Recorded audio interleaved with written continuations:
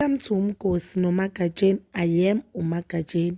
Umgosi wethu namhlanje bazala wami zithi ushisa and I know a lot of people they are happy ngalento engizokhuluma ngayo. Uvuyokazi nangu guys adampa umpumelelo on national TV. So today we know Buglala Izingane Zethembu is season 2. I think it's episode 10 if I'm not mistaken.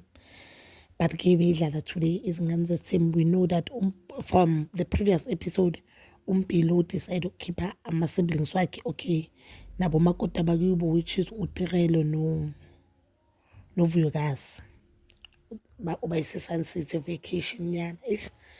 And again bonke they went there and a lot of people came ecala the episode bebathi hayi Vuyokazi bakayenza nam like mangicala ngibona ngingakayi. I just felt so for Vuyokazi ngibona ngathi ungilonely. Yazi ngazibuza ngathi uVuyokazi bakazofunani, but ngabuye ngathi ke ngazi ngablame uSneh. So on today's episode it's in the today's episode since base Sun City uSneh bekacoca noTerelo and yabonga guys abantu bathanda ukuthi uTerelo ama-fans kaVuyokazi abhulisha uTerelo, but wena uTerelo izinto wrong ama-fans kaTerelo awamkhuza uTerelo today uthe makakhuluma no okay bakakhuluma no Sneh. I don't think uVuyokazi bazwile, but ke bebacoca then she said yena akanankinga nokuthi umpumelelo athathe ubacele iVirgin as first wife because umpumelelo nama reasons wakhe, but ke akazi ngumamkhulu omjolo. We understand ukuthi indelele leyo ukudelela kanjalo. If yena ufeel as if uVuyokazi umamkhulu omjolo asikho isidingo sokuthi ayisho, and if akafuna ama-fans kaVuyokazi ukuthi am-attack or baloku athola this hate comment, naye kumele avoid ukukhuluma ngoVuyokazi or avoid nje ukuthi into emhlanganisa noVuyokazi angayixoxi ngoba ekugcineni vele abukho ubudlelana nabo noVuyokazi. Yena noVuyokazi bebahlanganisa umpumelelo. You understand?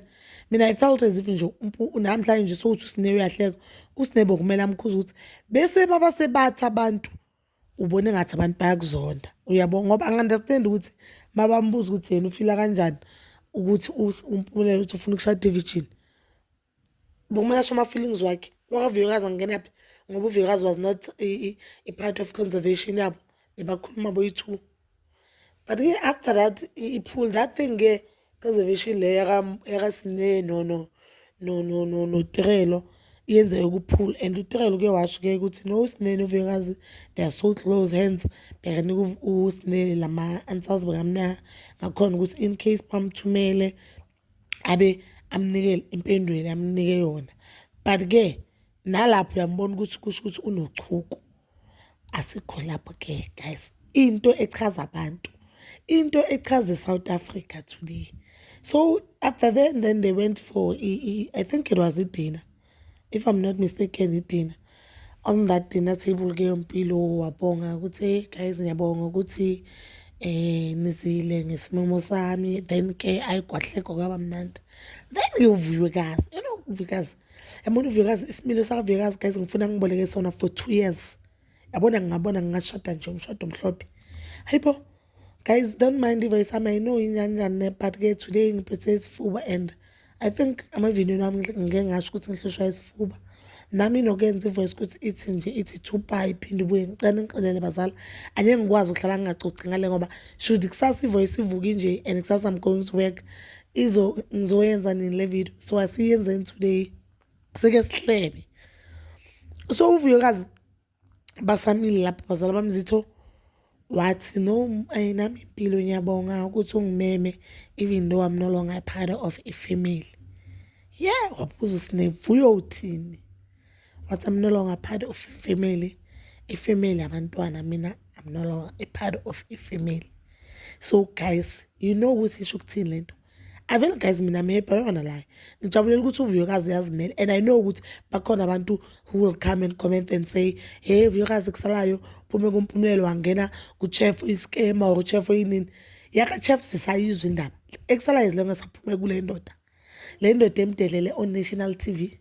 le ndoda yehlisa isidima sayo because mina I'm still saying if uMpumelelo wayeprotector uVuyokazi uTirelo wawungeka amdelela uVuyokazi sikule nkinga nje uTirelo kule nkinga uthi uzondwa abantu just because uyindoda yakhe yamnika imendlela zokuthi wena ungadelela ufike la ufuna khona ngikhethe wena so kumele sithini I'm telling you guys uVuyokazi washo kanjalo everyone bekathukile umpilo even said on diary hey guys yena ngeke wazi ukubuza uVuyokazi now because khona abantu but unama questions amaningi so on the next week episode uTirelo yambona ukuthi uthukile because today uzowabuza Mpumelelo uthini uVuyokazi she said yena ke ngingazi ke noma yimina this thing ukuthi if uMpumelelo akazikwenza kanje kuVuyokazi uzoyenzani kuye and that statement it shows ukuthi uTirelo kuningi akwazi nge-relationship kaVuyokazi noMpumelelo uyithatha kubani kuMpumelelo because why ezosho kanjalo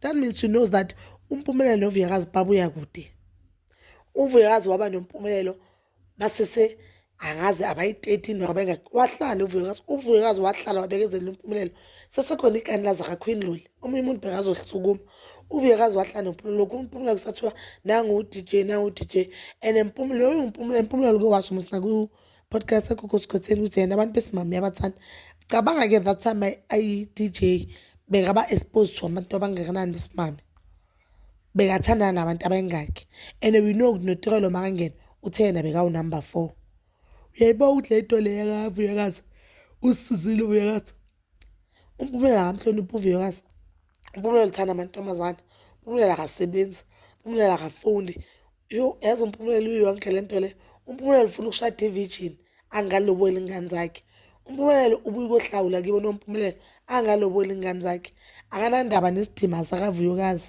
hayi mara guys I even so ngagijima ngaya ku-Instagram yakaVuyokazi I thought ke mhlawumbe Xolani uposte something one thing I should give Xolani this boyfriend kaVuyokazi uXolani that guy is matured I thought uzoposta mhlawumbe uthi hey my wife or my girlfriend toto next sipostele nje yena necolleague yakhe basigcona impahla zabo zomsebenzi upush ispan sakhe uVuyokazi ke upostile those clips people saying hey I'm proud of you guys mina I wanna lie I'm proud of uVuyokazi I am proud of uMpumelelo umdelelile uVuyokazi banoTirelo intombi yakhe just today mayicala this episode ngikadelela uTirelo yabona manje izophela mina I always say if uthandana nomuntu wathandana nalo lo muntu wakuchithela ngomunye umuntu then wabona ukuthi le relationship ime ngapha shifter basale babhekene manje uTirelo uzobhekana noMpumelelo angithi sokuyo ufike ecala uVuyokazi makaphuma uzoyibona ke lento le uVuyokazi wayekhalela because naye at some point uzokhathala ngeke akwazi ukuthi njalo